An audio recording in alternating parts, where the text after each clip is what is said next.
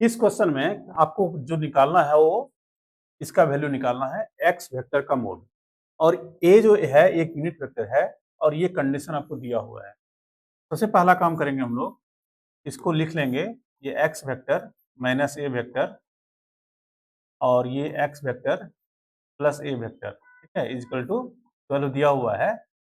इसको जब मल्टीप्लाई करेंगे आप X into X, X vector into X vector, और ये plus X vector into A vector, और ये होगा minus A vector into X vector, और ये होगा minus A vector dot A vector equal to 12।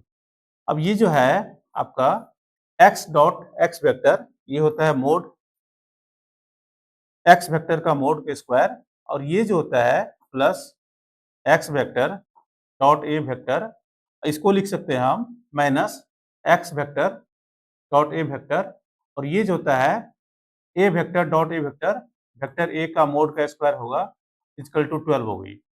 अब ये जो वैल्यू दिया हुआ है एक्स वेक्टर का मोड का स्क्वायर और ये आपस में कट रहा है, ये हो जाएगा माइनस मोड ए वेक्टर का स्क्वायर इक्वल टू 12। ये एक यूनिट वेक्टर है, इसकी वैल्यू 1 होगी। ये हो गया X vector minus 1 equal to 12। ये जो होगा मोड वेक्टर एक्स का मोड का स्क्वायर इक्वल टू 13 होगा।